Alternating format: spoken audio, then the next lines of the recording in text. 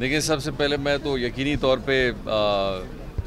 पूरे बजट के हवाले से पूरे बलूचिस्तान के लोगों को मुबारकबाद पेश करना चाहूँगा कि हम एक ऐसा बजट लाए हैं जो बजट बलूचिस्तान के सारे आवाम के लिए,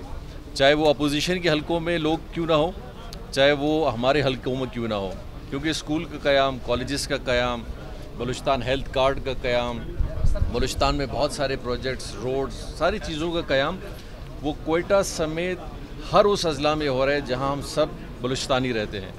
दूसरी बात, यकीनी तौर पे आज हमने एक ऐसा काम देखा है जो शायद बलूचिस्तान की तारीख़ में ना हो, और शायद इन्होंने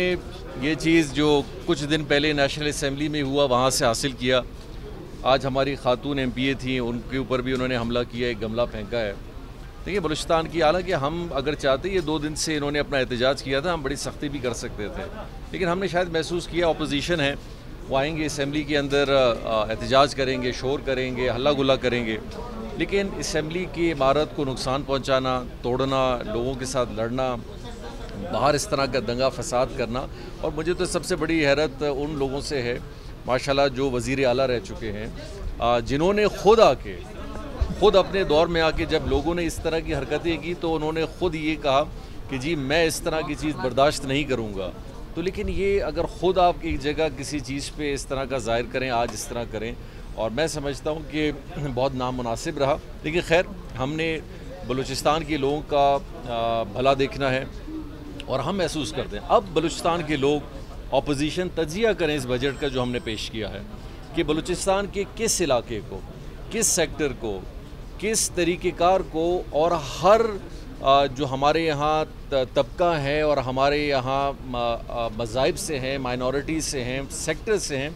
कौन सा ऐसा काम है जो बलूचिस्तान गवर्नमेंट ने उसको हाईलाइट नहीं किया है, उसके लिए बजट में काम नहीं किया है और आगे जाके काम नहीं कर रहा हर लिहाज से।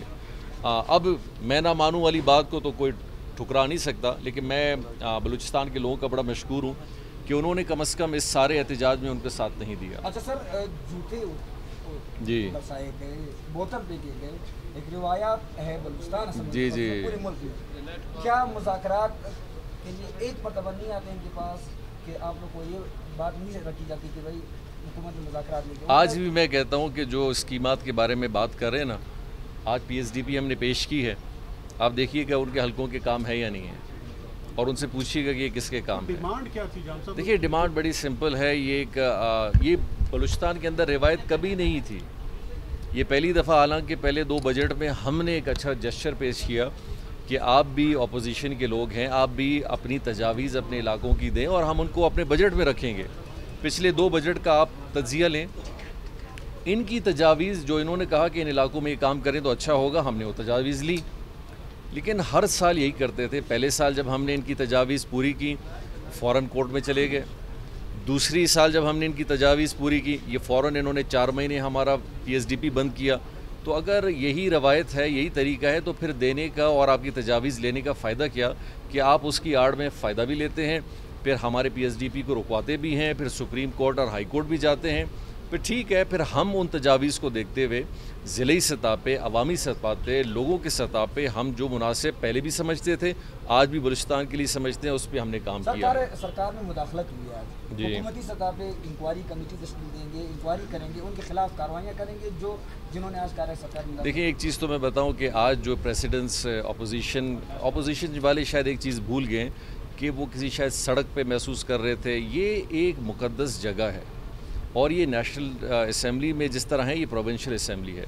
न उन्होंने ख़वातीन को छोड़ा, न उन्होंने माशरे में देखा कि कौन है कौन नहीं है। एक जिसके ऊपर ये हमेशा कहते हैं कि जी सना साहब या बाकी जो असम्बली के अंदर आके बड़ी बड़ी तकारीर करते हैं कि जी ये फ़ोरम है, इस फ़ोरम पे आके बलूचिस्तान की बात करनी चाहिए, इस फ़ोरम को लेजिटिमेट करना चाहिए। तो वो जो कल आपकी तकरीर है जिस पे आपने बोला कि ये लेजिटिमेट नहीं है, तो आज आपने ये सारा काम किया है, इस पे आप बता दें। और इस पे बहुत संगीन, मेरे ख़्याल से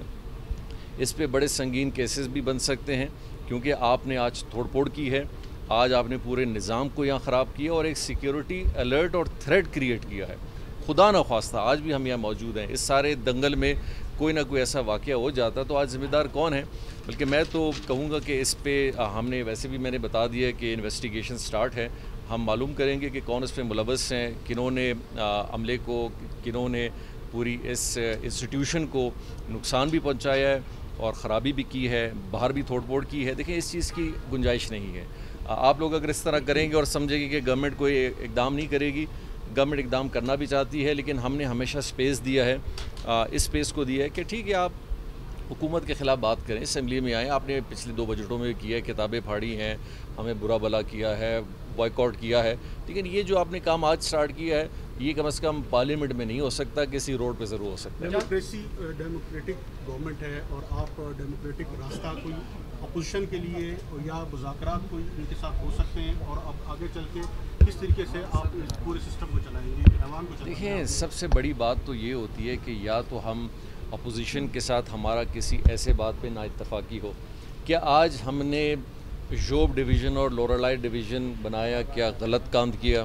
آج کیا قلعہ عبداللہ اور چمن کے اندر ہم نے 2 اضلاع بنائے، کیا یہ غلط کام تھا؟ آج ہم نے ایسا بجٹ پیش کیا جس میں تعلیم، صحت سارے بلوچستانیوں کے لیے ہے، ایک عام کارڈ، آپ بشمولیت جتنے بھی ٹی وی کے کیمرہ مین ہیں سب ہیں، آج آپ کے پاس 10 لاکھ روپے علاج کرانے کے لیے اپنے خاندان کے پاس ہیں۔ اس سے برعکس کہ کوئی غریب ہے، امیر ہے، ضرورت سب کے لیے ہے۔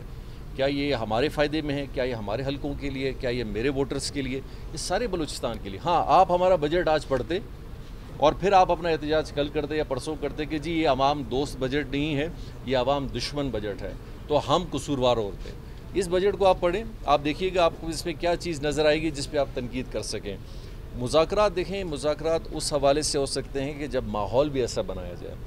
لیکن گالم گلوچ، توڑ پھوڑ، بلیک میلنگ اگر آپ کرتے ہیں اور سمجھتے ہیں کہ سرکار آپ کے ساتھ مذاکرات کرے، یہ کوئی مناسب طریقہ نہیں ہے اور نہ ہی یہ طریقہ چلتا ہے۔ اور لیکن مجھے حیرت اس بات کی ہے کہ اس دوران انہی کے پارٹی کے بہت سارے لوگ ہم سے رابطے میں بھی تھے، باتوں میں بھی تھے، لیکن اس کے برعکس پھر اس طرح کا ماحول بھی ہوتا ہے